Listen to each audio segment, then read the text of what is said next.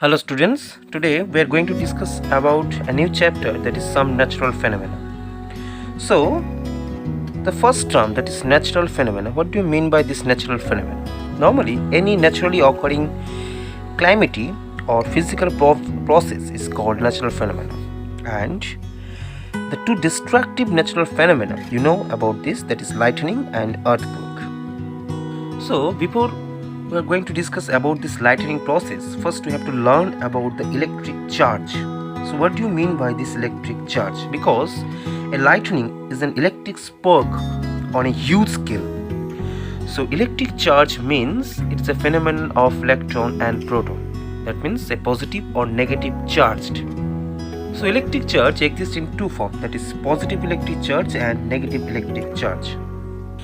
Normally, the electric charge is the property of matter which is responsible for this electrical phenomenon. If any electric charge remain bound to the surface of an object and it do not move from one place to another place, then this type of charge are called stationary electric charge, or you can say static electric charge. So, the static electric charge are also known as charge at rest.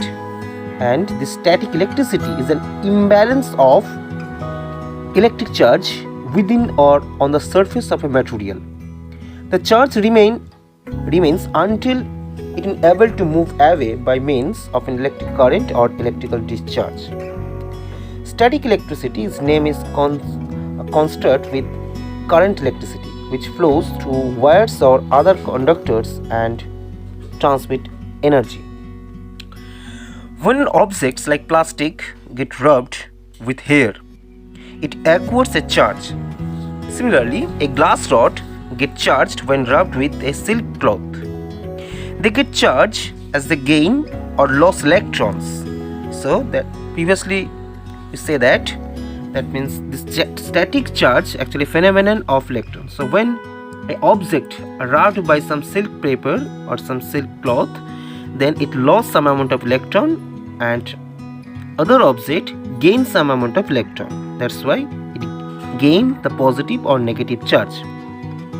That is why they can attract or repel the small pieces of paper depending on the type of charge they are carrying. So, if an object having electric charge on it, it is called charged object.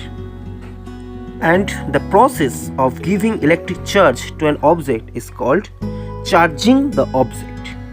So the simplest method for charging an object, it is rubbing. So the charging of an object by rubbing it with another object is called charging by friction. The electric charges which is generated by rubbing or by friction are static in nature, and these electric charges remain bound on the surface of the charged object. Generally, all insulator objects like glass, plastic, rubber can be charged by rubbing them with other silk object. So, this type of charge cannot move from one place to another place, but remain static on the place where it is produced. So, for today it is enough. Thank you.